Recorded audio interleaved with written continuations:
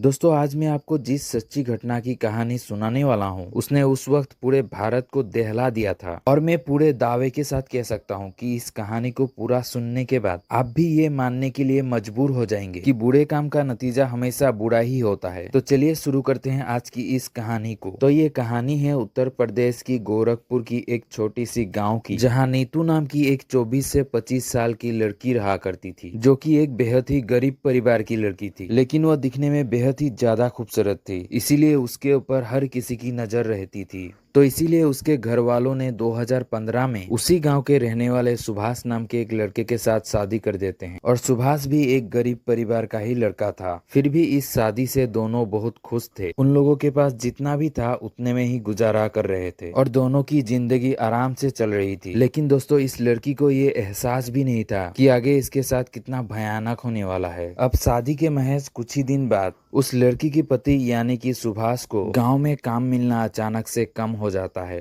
तो इसीलिए सुभाष फैसला लेता है कि वो अपने परिवार की आर्थिक स्थिति को ठीक करने के लिए इस गांव के बाहर काम करने के लिए जाएगा। और फिर अगले ही दिन सुभाष काम के तलाश में मुंबई की ओर निकल पड़ता है। और फिर कुछ ही दिन के बाद सुभाष को मुंबई की एक फैक्ट्री में काम भी मिल जाता है और वो मुंबई में रहकर ही काम करने लगता है। और जब भी सुभाष को फैक्ट्री से छुट्टियां मिलता तो वो अपने पत्नी के पास आ जाता और छुट्टियां बिताकर अपने काम पे लौट जाता। इसी तरह से 2 साल बीत जाते हैं और अब सुभाष और नीतू की शादी को 3 साल बीत जाते हैं और दोनों की जिंदगी बेहद ही अच्छे से चल रही थी। लेकिन दोस्तों तभी एक दिन अचानक गांव में खबर मिलती है कि सुभाष को किसी बीमारी के चलते अचानक मुंबई में मौत हो गई है। और ये खबर सुनते ही नीतू की हालत खराब हो जाती है और वो पूरी तरीके से टूट जाती है। वो पहले से ही अपने गरीबी के चलते दुखी थी, लेकिन अब नीतू के ऊपर ये सबसे बड़ा दुख आ गया था। नीतू की शादी के महज 3 ही साल हुए थे और महज 27 की उम्र में ही नीतू विधवा हो जाती है। और इधर सुभाष के गुजर जाने के बाद नीतू के घर वाले और ससुराल वालों ने नीतू को साथ रखने से मना कर देते हैं और अब अकेली नीतू के पास रहने के लिए उसके पति के हिस्से का वो घर था जिसमें वो अपने पति के साथ रहा करती थी। पर जिंदगी जीने के लिए सिर्फ इस घर से कुछ नहीं होने वाला था, तो नीतू ने कुछ काम करने का फैसला करती है।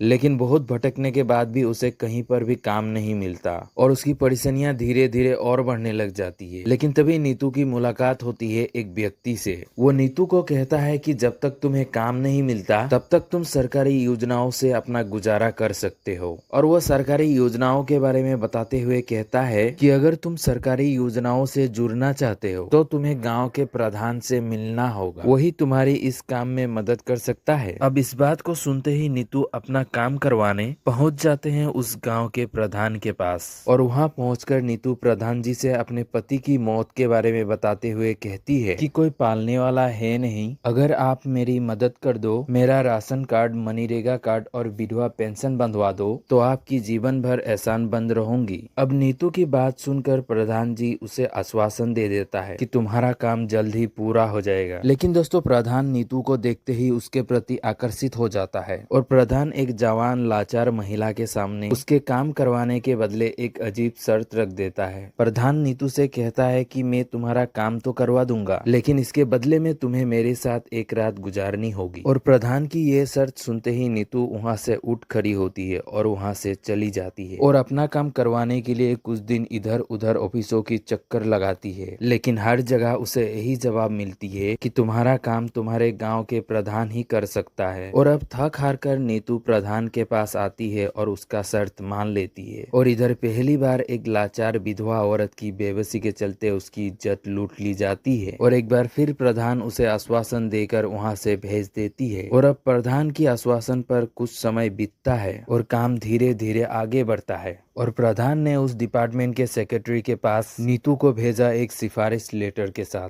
अब नीतू उस सेक्रेटरी के पास पहुंची तो वो सेक्रेटरी भी रिश्वतखोर निकला और सेक्रेटरी को पता चला कि नीतू के पास देने के लिए पैसे नहीं है, तो उसने भी नीतू के साथ जिस्म का ही सौदा कर लिया। अब लाचार नीतू की इज्जत एक बार फिर से लूट चुकी थी, तो उसको लगा क्या बचा है और क्या बचाऊं। और अब इसके बाद काम और आगे बढ़ा, फाइलें और आगे गई और इसी सिलसिले के चलते नीतू बहुत सारे कर्मचारियों से मिली और कुल मिलाकर 13 कर्मचारी आए जो कि सभी के सभी रिश्वतखोर निकले। और उन सभी ने नीतू का काम पूरा करवाने के लिए रिश्वत के तौर पर वही सौदा किया जो प्रधान और सेक्रेटरी ने किया था नीतू की जिस्म का सौदा। अब नीतू के साथ ये शोषण करीब 3 महीने तक चलती है और फिर पूरे 3 महीने के बाद काम पूरा हो गया। उसको राशन कार्ड, मनरेगा कार्ड और साथ में विधवा पेंशन भी मिल गई। लेकिन दोस्तों, इससे पहले कि नीतू अपनी जिंदगी चैन से आगे बढ़ाती कि वो अचानक ही एक दिन बीमार पड़ जाती है। अब बीमार पड़ जाने के बाद नीतू मेडिकल स्टोर से दवाई लाकर खाती है, लेकिन उसे आराम नहीं मिल रही थी।